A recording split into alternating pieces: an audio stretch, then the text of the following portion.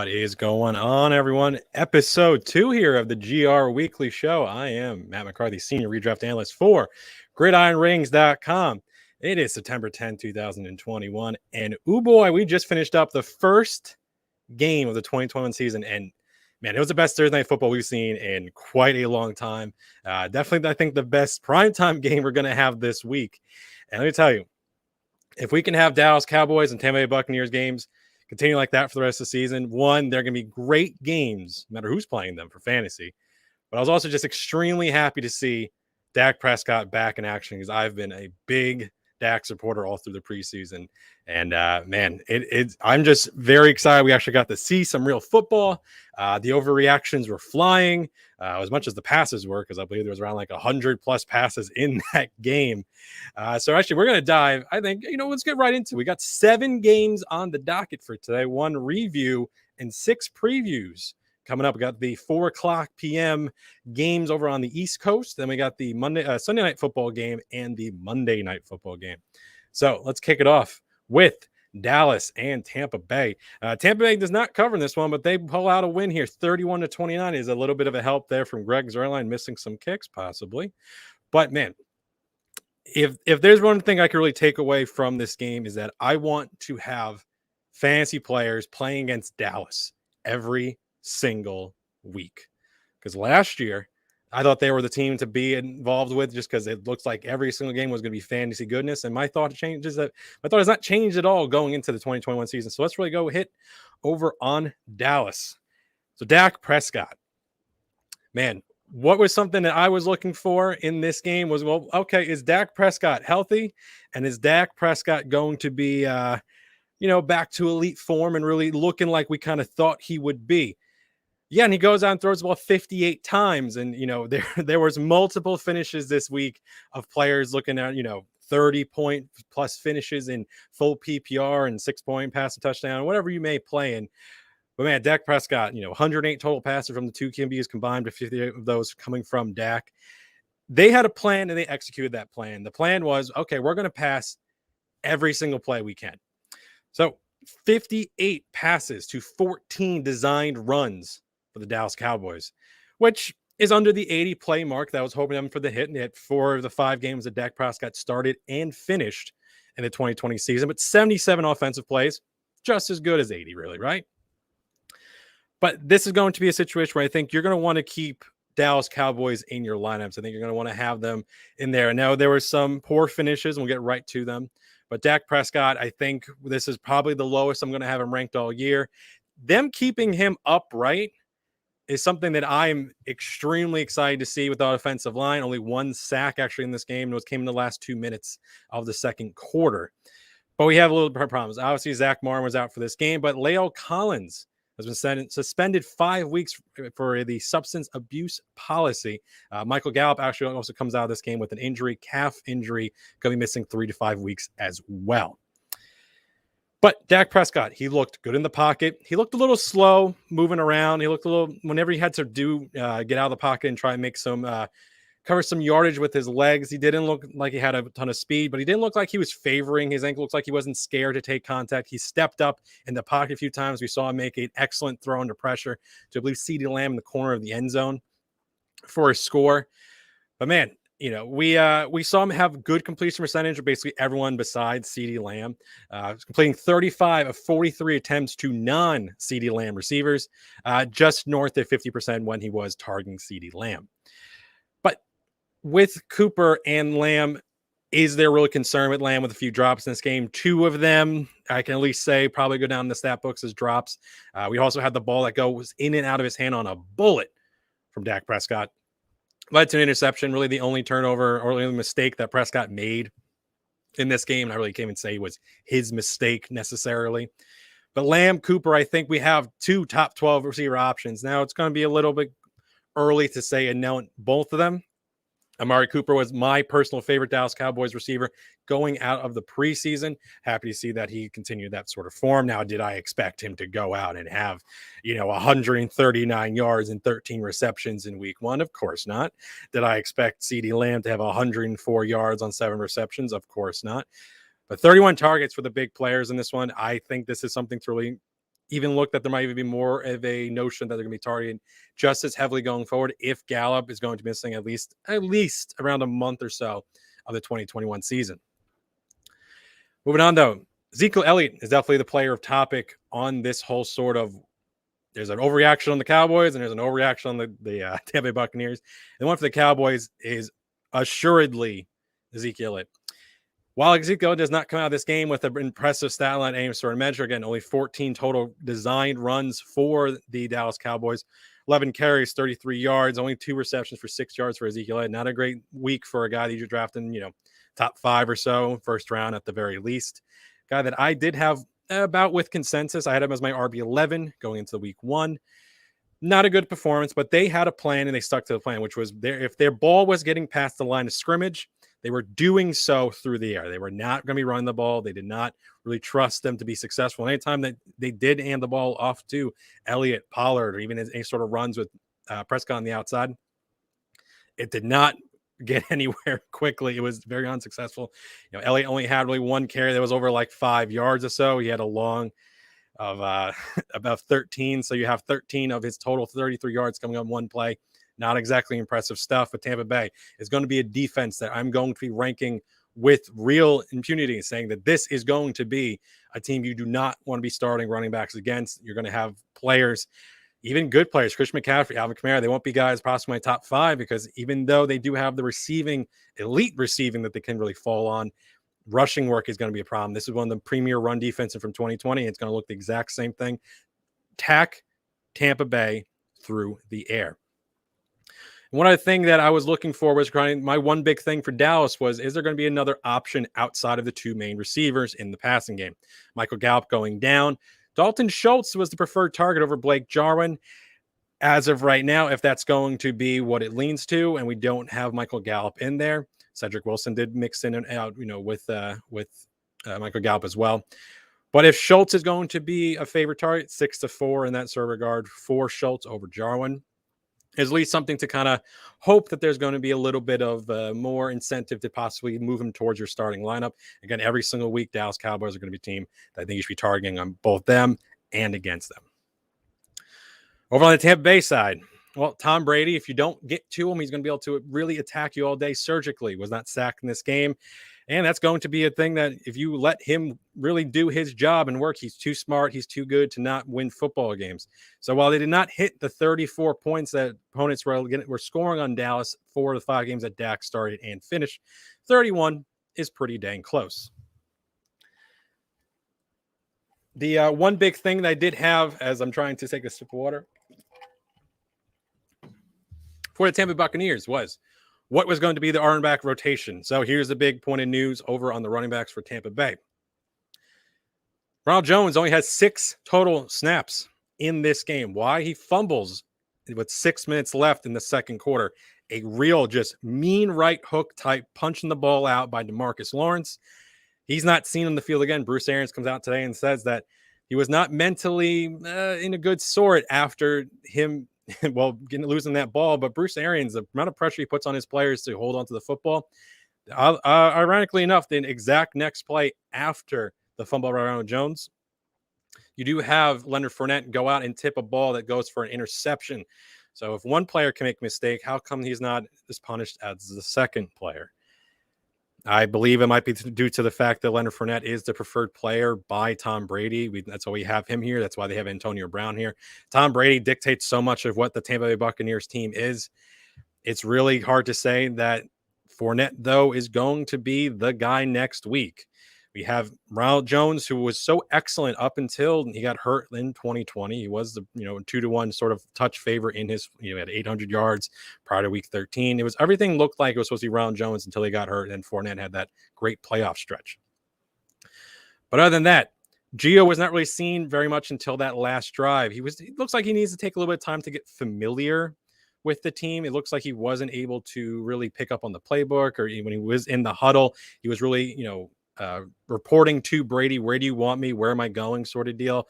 So even though Fournette doesn't impress and Gio doesn't really play to the last quarter, I think as of right now, it might be a little bit of hands off for the whole lot in terms of the overall snaps. It played out like this. Fournette had 42 snaps to Gio 17 to Ronald Jones's 6. I going to rank Fournette first of the three next week? I am. Am I going to do so with any sort of confidence that that's how it will end the second week? I do not. Antonio Brown, everyone's favorite receiver target to target in the late rounds going into the 2021 season. He showed up. Who did not show up was Mike Evans. It's Chris Godwin I have to talk about. Chris Godwin, fantastic. You go out and have the story night that Godwin has of 105 yards. Antonio Brown does eclipse him with that 47-yard reception, does a little bit of the distance to that one. He almost had 2 scores, and he gets just demolished on a reception near the end zone, pops out, ball going the other way. So, you could have had another score for Godwin, could have had a huge night. Unfortunately, he only comes away with 105 yards for 9 receptions and a score. But Antonio Brown, I think it's tough to say that I want to rank him second next week. I think it's going to be something I have to really think about. But Antonio Brown showed up in a big way. He showed up early. He showed up late. That is a player that right now I think needs to be thought of in a different regard from the preseason. He's no longer like a wide receiver 3 or 4. He is going to be as closer to wide receiver 2 than I think a lot of us imagined. Now, a lot of people were saying, myself included, that he was their favorite target of the 3 to go pick up in drafts. So if you do have him, cool. Everything's kind of working out to plan for you, right? So keep on rolling Antonio Brown, keep on rolling Chris Godwin. Mike Evans, we have to talk about. He was targeted on back-to-back plays in the first quarter. Did not see a third target until the fourth. Now, I was really thought maybe he's getting covered really tough by Trayvon Diggs over there, but he was really only targeted when there was relaxed man coverage or they were in zone. So I want to see more of the tape to see, we have the Game Pass. I want to see the all 22 to see, is he not able to create space for himself? Is that going to be a problem? There's going to be blow-up games for Evans, but Brown was a thorn in his side all of last season, and he was here in week 1 as well. Now the big hubbub. Rob Gronkowski. This is Rob Gronkowski's best game of 2021. I have really no problem saying so. He was on field for a ton of plays, 57 or a total 65, which is 7 more than his average of all the 2020 season, right? The 90 yards he picks on this game is 10 more than all games but 1 last year, which is Kansas City in week 12. The 8 receptions is 2 less than the 7 games prior to the Super Bowl in total. If there's an overreaction, I think it can come out of Tampa Bay. It might be this one. It also is probably Ronald Jones. But I think Rob Gronkowski, if you want to move the numbers up a little bit for him, in terms of ranking going into week 2, I'm fine with it. But I don't think he's a top 12 tight end. I'm not going to be thinking of so. The bright lights were on. Rob Gronkowski showed up. There's one thing he can do if he has rest, and if it's a big enough game, Gronkowski balls out. He did so in the Super Bowl, and he did so here. So, moving on. First game previewing today, Cleveland versus Kansas City. Kansas City, a 6-point favorite, total of 53. What my real one big thing is going to be what this Clyde Edwards-Helaire looked like without Bell, because he was really solid up until the point that they started messing around and brought Bell around. It was like week 4, week 5 last year. So why do I really skip all ahead to him? Well, you're starting Mahomes, you're starting Kelson, you're starting Tyreek Hill. There's really not much to talk about. Congratulations for having them. Good on you for taking Kansas City Chiefs. And what will be a very interesting week 1. But the Cleveland Browns, I think, has a good front 7. I'm a little worried about how real effective Clyde Edwards-Helaire can be here in week 1. Is he a low RB2, but he's in a spot where he might be in points to score. So it's really a matter of, you're going to be playing him. I might be playing him over, I'm going to play him over Chris Carson, playing over DeAndre Swift, Melvin Gordon, but even some guys like Mike Davis and Miles Sanders, I'm currently ranking ahead. So you're playing at, you have Edwards, you're playing Edwards, great. But I still want to say that that's a player I want to really look on and zone in on. How effective is he going to be if Kansas City is no longer even mixing other guys in at all? I'm really looking to see that this is with a high score total and Kansas City being Kansas City, I hope there's a chance for him to score. I hope there's a chance for him to be effective, but I want to see what they really do with him. And as a guy we're taking the first round last year, and now you're getting him the 3rd or 4th. I really like to see if the bounce back season begins here in week 1. Kansas City defense, no, and Harrison Butker is always a yes until further notice. Over on the Cleveland side, Baker Mayfield, I like quite a bit. He's my second favorite streaming type quarterback. Let's say you missed on quarterback, or you have 2 or super flex or any sort of thing. Outside of probably Kirk Cousins, this is my second highest streamable type quarterback. He's going to come down around quarterback 16. I think this is a perfect sort of play if you're a guy waiting on Austin Eckler, because you have Justin Herbert. If Herbert doesn't play, If you want to go off from Herbert to Cousins or to Baker Mayfield, I'm fine with that because Herbert right now inside my top 12 is going to be moving down to 14. Because the news is we haven't had Austin Eckler play for the last 2 games. We do have him practicing today on Friday. But if you're someone who doesn't really want to mess around with Herbert, a guy like Mayfield is a very suitable choice to kind of plug in there week 1. If you're not comfortable with Herbert against that very strong Washington defense. Browns running backs. Now, Chubb was pretty dominant when he returned from injury last season. He plays only a total of 12 games, missed a good amount in the middle. With 155 plays to Hunt's 98 after week 10. After week 14, though, that total was 74-39. It's almost double of what Hunt was seeing. They really focused on Chubb, and they really focused on him a little bit more in the passing game. He only has 4 total games that he had double-digit receptions in. But I think that's enough to see, okay, we want to see where does Chubb really get the carry workload when they're not in a game where they're in cruise control. This is a game that's either going to be competitive or they're behind, and is that going to be Chubb primarily at the running back or Hunt? I lean Chubb. I think he's elite rushing talent to be seeing how much they want to use him in the receiving game. But if they ever just take the reins off Chubb and they don't even care about Kareem Hunt and they just use Chubb in whatever way they seem fit, I think he's going to be one of the best players you can possibly have at running back in the NFL. I think he's just right. Him and Derrick Henry as a pure rusher to be still seeing with the real receiving sort of work. Kareem Hunt, on the other hand, going to come in as a lowish sort of RB3. Currently running back 29 for me in full PPR. I will start him over guys like Tyson Williams and Darrell Henderson. And all those primetime games. I don't like that. Nyheim Hines as well. I prefer Hunt in this possible very high scoring, the highest scoring in terms of over-under for the week over Nyheim Hines over there with the Seattle game. Moving on to the Browns wide receivers. This is going to be my one big thing for Cleveland. Does OBJ look like the draft value we all hoped him to be in a game here that's going to be a high-scoring one? Does he turn back the clock to his New York Giants sort of days? And we do really see him work effectively in this offense. Cleveland Browns last year were very effective after we saw Odell go down with the ACL injury. We saw them go to more of a very heavy sort of set. They were playing 2-3 possible tight ends on the field. They were very much prioritizing their run game. How does Odell really fit into this offense? I do have him as a top 20 wide receiver play in week 1. If there's ever going to be a spot for you to draft Odell and start Odell and like what you have with him, it's definitely week 1 here against Kansas City. Landry, on the hand, a very nice wide receiver 4, a non-PPR or half PPR formats. I think I'm a little less inclined to play him. Not someone I think I have to put into my lineup. I'm hoping you have better options. But if you do have Landry, having to go in as a 4th wide receiver, flex, whatever it may be, fine options with me. I'm not really starting him ahead of the guys who were drafting with bad matchups, though, like Kenny Galladay, Juju Smith-Schuster. I'd still be starting those guys ahead of him. And wrap up with tight end. Austin Hooper does sneak into my top 12 here. It's kind of more the nature of the position. It's going to be just a matter of, do they still mix in other sort of tight ends?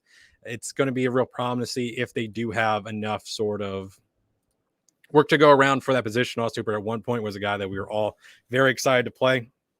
They still have David Njoku and they still have Harrison Bryant on the roster. Let's see how they all kind of mix in here in week 1. The one problem is Browns DST was a defense you probably picked. If you're playing with defense, you probably drafted them to be a starter for you in most weeks. Just unfortunately, have such a bad matchup here week 1 against Kansas City. If you draft them, other streamable type defense I do like in week 1, the New York Giants, Carolina Panthers, Seattle Seahawks, I think are all better options than Cleveland here in week 1. Next game, Miami versus New England. New England favored by 3, 43.5 point total, one of the lower ones on the slate and one of my least favorite games. I think this is 2 very good defenses, both in my top 12 in terms of defensive rankings for the week. I think this is the second most gross game in terms of teams that I normally would like to play starters from, but I think just a good defensive sort of matchup I'm not particularly fond of. The other one would be the Pittsburgh Steelers and Buffalo Bills game. And there's some gross games like the Jacksonville, Houston game, but we're not really talking about that as an exciting fantasy game because most of these players, I'd like to see what they can do against non-tough defense. It just seems kind of a slog. There's a very shallow pool of players I think you want to play from this. Neither quarterback I think you're going to be playing, although my one big thing for Miami is their quarterback in Tua Tagovailoa. I'd like to see if he's going to be possibly the closest thing we can get to the Justin Herbert type player.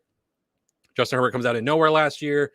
We see the rookies being drafted. That's basically why Tua is the player I kind of point to, because you have Justin Fields, you have Trey Lance, you have Mac Jones in this game, you have Zach Wilson. They're being drafted as backup quarterbacks, and let's see what sort of happens, sort of guys, because this quarterback class is so favored and so excited, myself especially, to see what they might go out and do this year. But Tua not really being drafted, not really being thought about. He's another, year removed from the hip injury. He does, Will Fuller will not be playing in this game. That's another issue why I don't really like this one overall. At least that's another player we'd be excited to play. He is suspended for week 1. Between Waddle, between Parker, and between Fuller when they're all together, that's a different story. But here in week 1, not a fan over with Miami. Really, for me, the pool of guys you're starting are probably Gaskin and Harris, who really just kind of sneak into my top 24. Gaskin, I prefer to Harris, 23 to 24. Jonnu Smith is a guy who I've been talking up all preseason. I think this is the primary receiving target for the New England Patriots. They're paying him for such. Hunter Henry also going to be in there. He is active for this game. It's my last information I had for him. And no wide receiver of my current rankings really lands in the top 50 outside of Jalen Waddle at wide receiver 49. Otherwise, really, again, not a real game that I'm targeting for a lot of players. Possible good, divisional matchup here between Miami and New England. But the real list of players is very shallow.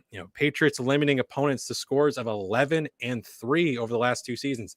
Give Bill Belichick an entire preseason to plan against you, and you're probably not going to be able to do very well in his house. He has been limiting the Pittsburgh Steelers to 3 points, limiting the Miami Dolphins to 11. No thank you for this game. But my one big thought is going to be for the New England Patriots. It's definitely got to be at those New England tight ends. I wrote up all about Jonnu Smith and Hunter Henry, why I think it's possible they're trying to mirror their success from the 2011. We're 10 years off from that one. What they can really do with those players. We had a Gronk and Hernandez type, those tight ends who can do anything all over the field and be dynamic. Does Hunter Henry and Jonnu Smith fit that bill? Do they be their primary receivers? Jacoby Myers and N'Keal Harry when he's back. What is all these guys mix in? Nelson Aguilar. It's a fine team, but I'm not getting too excited right out of the gate. It's just the running backs really that are the guys I'm really saying you have to start, and even then they're not even must starts. This is a much better game, possibly depends on what New Orleans does. But Green Bay at New Orleans. Green Bay is a 4-point favorite, 50-point over under. On the Green Bay side, it's pretty easy. You're going to start all 4 of the main players. You're going to start Rodgers. You're going to start Kamara. You're going to start Jones. You're going to start Adams. And you're going to start Tunyon. Jones here, there's a little bit of hesitation. Now, Jones is going to be a top 12 running back for me. Jones, I very much love for most weeks of the year. But there's another one of those defense where New England was the best defense in 2020 in fantasy points allowed to running backs. Average around 77 rushing yards to an entire running back squad and around 5 targets per game. That's a good thing because A.J. Dillon, I don't expect to be mixing in to the receiving game too often if we have Jamal Williams now over in Detroit.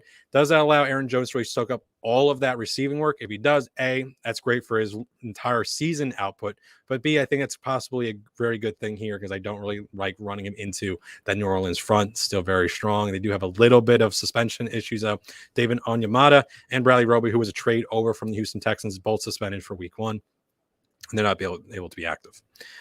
So, if Jones can still see 4 to 5 targets in this game, comes down with all of them or most of them, I think that's a good thing to really see here for Green Bay. That's just been such an offensive juggernaut. And does it really make the start of Aaron Rodgers really revenge tour? He's a mad guy. We had the Green Bay Packers be the only team last season that had 3 players, which would be Adams, Jones, and Tunyon, scoring double digits. Only team to do so. A lot of teams had 2, most teams had 1.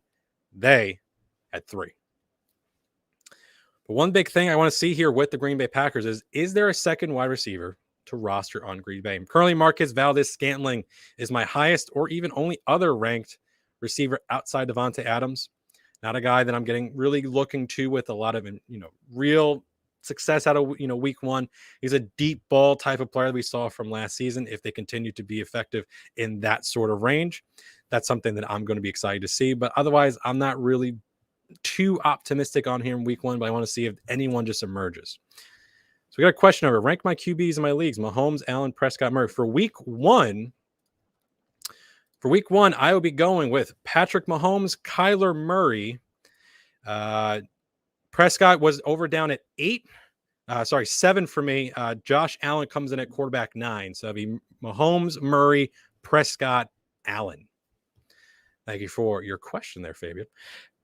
Moving on to New Orleans. Mostly you're just starting Alvin Kamara on this team, but I think I just want to make a point. I think they made the right call, and it is my one big thing for New Orleans.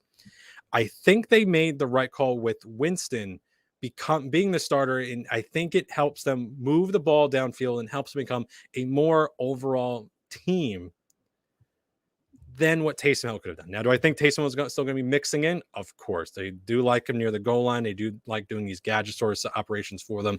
But, man, I can't really say that he would have been something who could have made those starters we saw that Marquez Callaway came down with in that preseason game. If Marquez Callaway also receives the Jair Alexander treatment, that's a bummer and a half, because this is a team that I think is desperate for offense. Adam Troutman out, Alvin Kamara, he can only do so much. So we need to see a lot out of a pretty poor offensive unit. Green Bay Packers defense is a defensive unit I think you'd have in your top 12 with relative comfort. But outside of Kamara, Winston, I don't think it should be a guy near your top 12 for one quarterback leagues. And even though Green Bay has been pretty stalwart against passers and receivers, top 5 in those regards last year for fantasy points allowed, they're one of the bottom 5 teams though against running back. So if they're going to have Kamara run, which he's not really someone to do, he's more a receiver than he is a rusher. He's not going to be really, lighting the field up in that regard. That's really kind of it for New Orleans. I think this is I'm a little surprised that Green Bay is only a 4-point favorite. I would have expected a little bit higher in this one. I don't know if New Orleans is going to be coming out here with the real possibility to keep this one as tight as Vegas is saying. Moving on to Denver versus New York Giants. Denver 2.5-point favorite with a 42-point total. I believe this is the lowest over under on the week. And that is correct. The next closest ones were the Miami New England game at 43.5. Chicago and LA comes out at 44. So Vegas doesn't like this game, and I don't really like this game either. Over on the Denver side, not starting Bridgewater, but again, I think this was the right call for them to make a quarterback. I think he's a safe option. I think that's really what they're going for. They didn't want a quarterback who could win or lose the game on his arm. I think they're going to try to lean on the talent they do have at both receiving and tight ends. They have Javonte Williams and Melvin Gordon. That's a solid defense. The one thing this team really needed was a quarterback. I think they just want to keep them competitive at the position with Bridgewater. And even though Drew Lock could have had higher upside games, I think his floor is much, much worse than Bridgewater can actually come out and do. Running backs, though. Melvin Gordon's going to be on top 24. I understand that you might have drafted Javonte Williams higher, but currently the starting running back for the Denver Broncos is Melvin Gordon. If you have Melvin Gordon, this is, I think, a good sort of spot. I think the offense is a little bit wonky and a little possibly slow out of the gate for the New York Giants. I think there's a good correlation between the Denver Broncos defense, top 3 defense for me this week, and Melvin Gordon is a top 24 running back play. If you drafted Gordon as a 3rd or 4th running back, he should probably be in your flex. He should possibly be as your RB2. Some guys that I'm currently ranking Melvin Gordon ahead of. I would take Melvin Gordon over both running backs in the New England-Miami game. I would have started him over Ronald Jones in last night's game. And again, everyone would have started someone over Ronald Jones in that one. I had a better fantasy point output than Ronald Jones. Josh Jacobs, David Montgomery, James Conner, Kareem Hunt. These are all players I would not start him over. Do you have a question? Is Nyheim Hines a stash? Nyheim Hines is a stash. With them paying this extension for Nyheim Hines, this is important because he is going to be a part of this offensive system. We saw this over here with Chicago, with Tariq Cohen. These receiving back type players, they're mixing in as other receivers. Them being able to be moved in the backfield and be moved out wide is a real part of their offensive plan. They're really that's a whole part of what they want to do week in and week out. And typically when players get paid extensions, the team is saying, hey, you're a part of what we want to do. So Nyheim Hines should definitely be a stash. Nyheim Hines should probably be could possibly be a better play this week than we might really think. I think if they're going to look at him as a high reception sort of player, I believe he was in the second or third most receptions last year. I think it was J.D. McKissick and Alvin Kamara ahead of him. In full PPR, even half PPR leagues, that's very, very valuable. So Nyheim Hines, if he's out there, you should probably pick him up. Back to, though, the Denver Broncos. So Javonte Williams, not a start from this week. Running back around top 36, but someone I shouldn't be mixing in there because it's going to be the one big thing for the Denver Broncos is undeniably the Javonte Williams usage. They went out and spent the second round pick from him. He's a good player, but he shared a backfield all through the UNC career with Michael Carter, who's over there with the New York Jets now. If Gordon is used primarily, great. That's week 1. By week 10, sure, Javonte Williams can be the main running back in this system. But, man, do I just really want to see what that's going to look like here in this week 1 matchup? I do have a question here. I'm assuming that's Le'Veon Bell or Javonte Williams. Definitely not a problem. Thank you for asking the questions. Javonte Williams, I would be starting over Le'Veon Bell. I do not like what I'm seeing out of Baltimore. Do I believe that's going to be a good running team? Yes, but the number one rusher for Baltimore is not anyone in the backfield outside of Lamar Jackson. That's the real issue here. So over in Denver, the biggest competition to Javonte Williams is Melvin Gordon. But for Tyson Williams, Le'Veon Bell, whatever, Trent Cannon, I think it's going to be the emergency third guy. So I don't think Latavius Murray, I don't think Devonta Freeman will be active for the game. Javonte Williams, he's the second running back. But Le'Veon Bell, at the best, he's still probably the third guy. So Tyson Williams, so the question was Tyson Williams. Yes, I would prefer Tyson Williams to Le'Veon Bell. But if we're looking still over in Denver here with Javonte Williams, it's a real thing here where I think it's going to be a low-scoring game, but Melvin Gordon is the starter. That's who we want to be going with. And really kind of plays into the receivers as well. Cortland Sutton and Jerry Jeudy. Sutton, there's no real designations. Apparently, he's turned the corner. He's good to go. If he's as healthy as he is, I still want to see what this game looks like. I think this is going to be just a boring game. Now, Sutton, I think, is a possibility to be, again, a good floor play, maybe 80, 70 something yards for 3-4 catches, whatever it may be. Great. I don't know if he scores. I don't know if there's any real possibility that with real comfort you could say any particular Denver Broncos scores on a week-to-week basis, because it just feels like there's too many guys in an offense that isn't good enough to have 350 yards, 400 type sort of, games like as a total offense. So that's a little bit of a worry that I currently have for the Denver Broncos. Because if we're talking about like the Dallas Cowboys last night, in a very tough matchup for the running backs, but still, that's an offense that can move the ball and move the ball extremely well. The Denver Broncos, I think this is a slow, boring game. And at least for Denver, I'd like to see still a little bit with this new quarterback, because again, week 1 in a low scoring game in a going to be just a slog. Like Noah Fant comes in the top 10 play just due to the position as well. And there's a few guys where it's just like they're a tight end and they're supposed to be good, but man, I just don't like the overall game. Broncos defense also one of my favorites for the week in this whole situation. I think you should also hold on to them because they have the Jacksonville Jaguars and the New York Jets coming up. I think this is a defensive battle because I think the New York Giants defense on the other side is pretty solid. I think they're going to have to, use the rushing attack. If there's one thing I can say with the Giants, I do think they have a good secondary. So I don't know exactly how Sutton and Jeudy plays out. We don't know if, is Cortland Sutton the favorite target for Teddy Bridgewater? Is it Jeudy? I think this is one of the teams I kind of want to see more on. If you have them, cool. I think you can find better options than Cortland Sutton. Some receivers I would currently be playing over Cortland Sutton. Antonio Brown was one last night. Tyler Boyd, Brandon Ayuk, Robbie Anderson, Kenny Galladay on the other side. I would actually be starting over Sutton as well. Sutton is going to be coming in as my wide receiver 32. Jerry Jeudy a little bit lower at wide receiver 36. Moving on to New York Giants. Daniel Jones is in my top 26, but that top 26 doesn't really mean anything. He's my quarterback 25 and should not be near starting lineup. This is an offense that is very much in flux. Evan Ingram has been ruled out for this game. Saquon Barkley is currently questionable. We'd like to think he plays, right? And the whole medical side of the fantasy football community has been saying they believe that Saquon Barkley will be active for week 1. They do not think that he will be anywhere near 100%. And that matters to me because he's not a top 12 running back for me in week 1. This is possibly the lowest I have Saquon Barkley ranked all this year.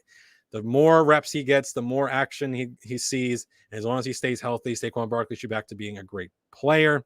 The one big thing is also going to be this offensive line. How is it going to handle this? I think a very solid pass rush from the Denver Broncos. Bradley Chubb is questionable. If he's out, that does help this overall situation. But I think it's a good matchup to see. What does this offensive line unit look like for Barkley, for keeping Daniel Jones upright? What does this whole team? There's a lot of injuries. There's a lot of question marks. It's mostly I should not be starting too many guys with real safety. Kenny Golladay, you were not even drafting as a normal top 24 receiver, regardless, because of the injury concerns going into the year. But it's not a guy that I think I should be starting as a wide receiver too. He'd be a flex at the most. And Sterling Shepard technically gets a bump. Golladay gets a bump, so he's going to be moving into the top 30. But again, I don't love him. And Sterling Shepard gets a bump, but you should not be looking this far down the line at receiver here in week 1, even with Ingram out. But it's just a lot of things I'd be looking to get more information on. So some guys I'd be starting over like Saquon Barkley. James Robinson was definitely the big one, but he's knocking on the door of Raheem Mostert. We talked about that San Francisco game against Detroit. Man, Raheem Mostert as my start of the week right now at running back. I still start Saquon Barkley ahead of him. I still have as the start your stud sort of mentality. But this is a real big question mark one. And if he's out, Devontae Booker, I really would not like to be starting if you were in just real desperation mode. You could pick him up now. You could possibly pick up, the Chargers guys or any of the Baltimore players or, what say you. But, man, not really a big fan of that one. Aaron Jones or Zeke is a question in the comments here. Aaron Jones, I would be starting over Zeke no matter what, unless you can move Zeke out of your lineup. If you can, cool. But no, Aaron Jones was higher ranked than Zeke. My rankings always available on fantasypros.com. If you go to all the experts, just make sure I'm selected. There are links also on my Twitter at Methodical1. You can see the little name right here at the bottom of the screen. You go then my linked thing on my profile will take you to all my rankings for full, half, and standard. But my primary rankings is for full PPR. So that's the one I would normally have you look at. And anything else on the New York Giants? You're not going to be starting the defense. Unless as a stream, like I said, if you have the Cleveland Browns, I think the New York Giants defense is, again, this seems like a game that for them, this being the lowest over-under of the week makes complete sense. And we have, man, we're going to be wrapping up the show with the last two games, the two primetime games, and they're also looking like pretty dismal ones. A lot of the more exciting games, I think, are going to be in that 1 o'clock sort of slate. Not really the 4 o'clocks outside of, I think, that Cleveland-Kansas City game, if that's going to be possibly a preview of the AFC Championship game, because I really like Cleveland as a top 5 overall unit. And I think that they're going to need to really show up in week 1 to hold water on that one. So let's see how that really plays out. But Chicago versus the LA Rams. Rams, a 7.5-point favorite, second highest favored team outside of the Tampa Bay Buccaneers from last night.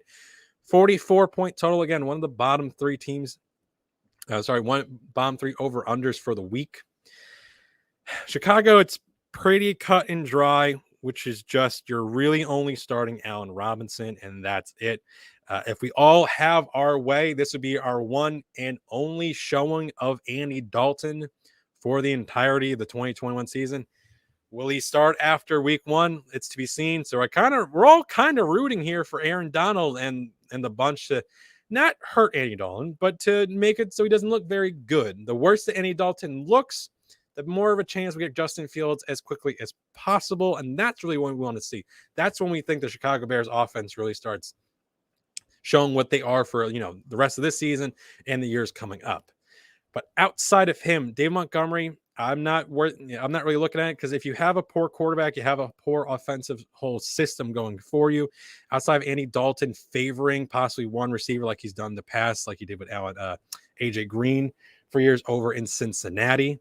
If we're going to see that, Al Robinson is going to be seeing a good amount of targets. We still like Robinson. But Dave Montgomery here, if they're not having quality drives, if they're not getting into scoring position, if they're not showing up, well, that hurts Dave Montgomery. So Dave Montgomery, not a player that I think you need to start. Some players, like I said, I would start over Dave Montgomery, Damian Harris, Myles Gaskin, Melvin Gordon, DeAndre Swift. I'd still be starting Montgomery over another player in these primetime slots, which would be Josh Jacobs. And some of you might not like that because I understand Josh Jacobs is a player a little bit higher on other people's boards. Josh Jacobs, one of my lowest ranked of the RB2s. I was a big Josh Jacobs, denier. So that's going to be kind of here or there on the players. Another question: how am I feeling about Mike Evans? So we talked about in the review early on in the episode, must have come in after that. But Mike Evans, do I think he was as bad as he looked last night? No. Do I think he possibly has a problem creating space for himself? Of his 3 receptions on 6 targets, and he saw 2 in back-to-back plays and the other 4, not until the fourth quarter.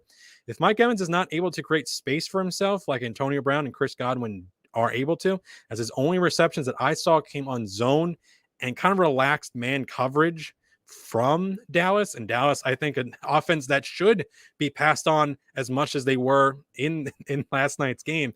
Mike Evans was the only one who didn't see the beneficiary of that. Chris Godwin, Leonard Fournette, Rob Gronkowski, these guys had very good nights. We did not see that out of Mike Evans. Is there a possibility that Mike Evans is ranked behind Antonio Brown going into week 2? Of course. Sometimes, so since I am a Fantasy Pros expert ranker, they do send you emails when you don't have certain players ranked or you have certain players ranked too low compared to consensus. I had that actually an email sent to me the other day because I didn't rank Derek Carr. I don't like I'll tell you this, I do not like the Raiders in that game coming up. But Mike Evans, there's a possibility I'm going to rank him too low, and Fantasy Pros is going to yell at me. So that's kind of the short and long of it. I'm slightly concerned about Mike Evans, but I was not really favoring him going into the year no matter what. Guy was a little bit lower on, go more towards wide receiver 20 than wide receiver 10 in my preseason rankings. But back to the Chicago Bears. So my one big thing about the Chicago Bears is going to be Damian Williams. Damian Williams, a player that missed all of 2020 due to opting out due to COVID. So Damian Williams coming into a running back room that has been just desperate for anyone else to kind of step in the door and be good outside of Dave Montgomery and Tariq Cohen. Tariq Cohen, again, missing most of 2020 with the ACL injury. If Damian Williams was going into, I saw on Twitter, if Damian Williams went into, which backfield? There's a backfield someone was saying that if he walked through the door, Baltimore.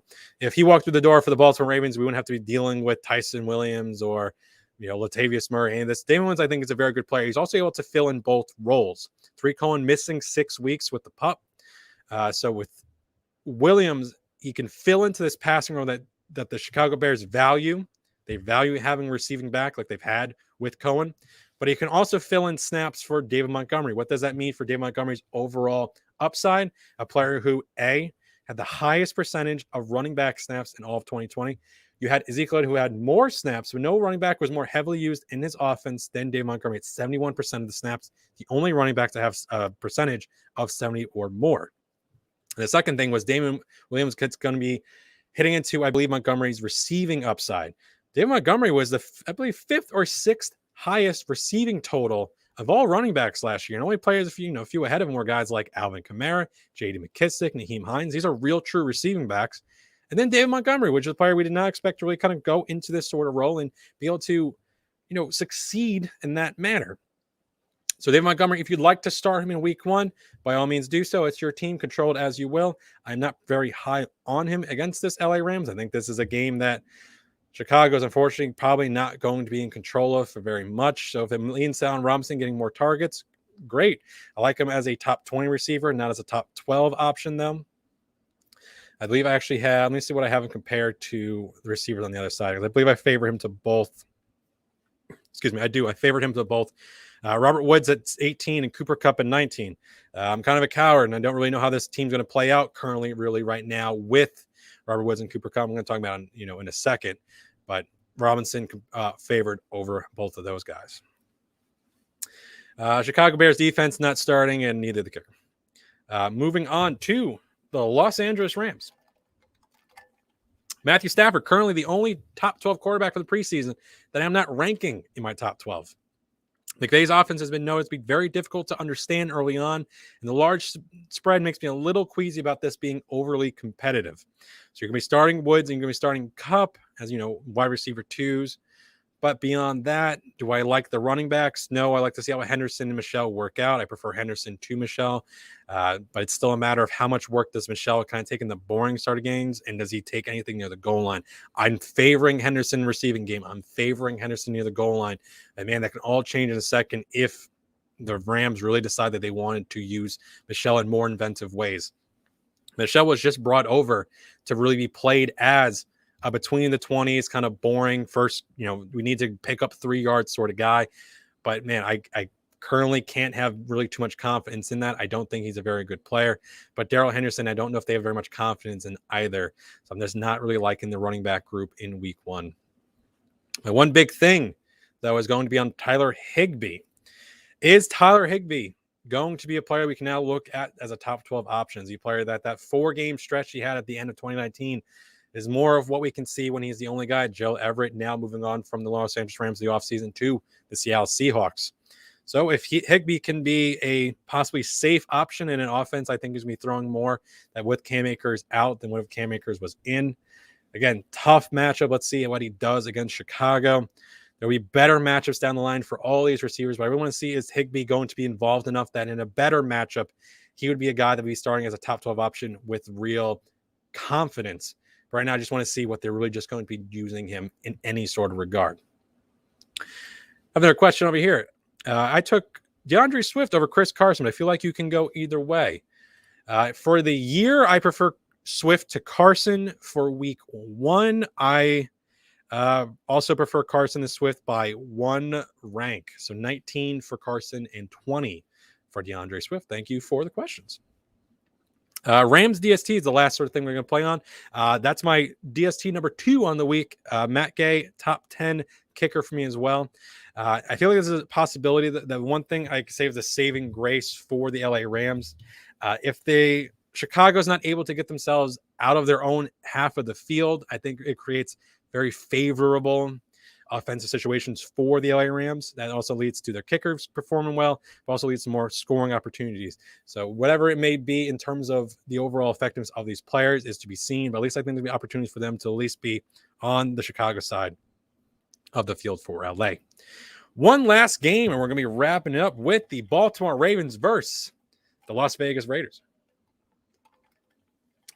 Baltimore favored by 4.5, 51-point total.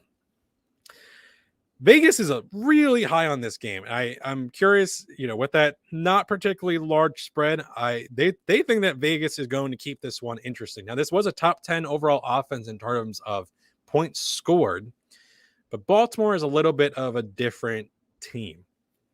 Now, they do lose both Gus Edwards to an ACL tear, as well as Marcus Peters for the entirety of the 2021 season. Coming out of 2020, this is a Baltimore defense that kept opposing offenses to 20 or less points 10 of the 17 regular season games they played. There's 2 main things that really plays on that. 1, that's what limited the Baltimore offense to really being a more pedestrian type. There's just a lot of control with both their run game, Lamar Jackson slowing the pace of play down, just keeping your defense. Their whole mentality is control the clock, control the ball, win games however it may fall, right? They're not trying to put themselves in a situation where they need Lamar Jackson possibly throwing into turnovers. They're going to control in the way they can. But also limits the overall upside of their opponent across the other side, which is going to be very important when we get to Vegas. But still sticking with Baltimore, Lamar Jackson, this is the primary runner for this team. Really just if you have any one of him, Kyler Murray, and Patrick Mahomes, those are my 3 favorite quarterbacks in the week. I do have, Tom Brady up there. Let me see who my quarterback 4 is on the week. Quarterback 4 is Aaron Rodgers. So Rodgers, Brady. Brady had a great game last night. Dak Prescott was my quarterback 7. Ryan Tannehill. That's my start of the week. Even though again, start of the week doesn't mean that that's a player that's going to be, the number 1 overall ranked player. Otherwise, I'm talking about Mahomes every single week. Just a guy I think it's in a really good spot. And we have Ryan Tannehill won this week against the Arizona Cardinals. Lamar Jackson, I don't have to tell you to start, though. So back over into the running back room. Tyson Williams is my preferred of him and Le'Veon Bell. Again, we talked about it with a question before. It's going to be a committee no matter what. They employed that last year, not only in between the 20s, but also in the red zone. Red zone work was split between 32 carries for Lamar Jackson, around 28 for Edwards, and 28 for Dobbins, and 26 for Gus Edwards. Still going to be a team like that, where it's going to be how overly effective are they going to be for one guy getting fantasy points? Is there a possibility for a good floor? Of course. But the ceiling, which I think is the problem, really the thing you're looking for, and I think in a plus matchup against the Raiders, I'm a little overly worried about what's it going to look like in terms of what fantasy points are going to be coming for you from that group. The really only guys I'm starting with much confidence from Baltimore is Lamar Jackson and the newly paid extension we have here for 4 years and $56 million for Mark Andrews, which is my one big thing, which is Mark Andrews with this new contract locked in? And it's more of a season-long idea than a week one idea. Is Mark Andrews the locked-in tight end for 2021? And my got the guys ahead of him with Travis Kelce, Darren Waller, and George Kittle. But outside of those guys, is Mark Andrews going to be the next best guy to really look at and say, okay, there's another player here. When teams give extensions right before the season like this happens, they're like, hey, you're a big part of our focus. We want you to be one of our primary players. And when it's on the offensive side of the ball, that's things we want to look for fantasy. And they're going to get their money's worth from these guys. And one of them right here is with Mark Andrews. Other receiving options, Marquise Brown, very inconsistent. Again, I don't know how much they're going to be passing the ball. If he takes one to the house, great. I don't think you were any sort of way starting him right now. He should not really be in your lineups. He should be far enough down on your bench that he's not really an option. If you like to start him, by all means, but he's not someone that I think you have to go out and really put in there. It's just a low pass volume, control the clock style has been Baltimore's really bread and butter, and I don't think there's really going to be much to really say more on that. Outside of that, did special teams, yes, start the defense, start Justin Tucker, and moving on to the Las Vegas Raiders. The only Raider I really want to be starting off the bat is Darren Waller.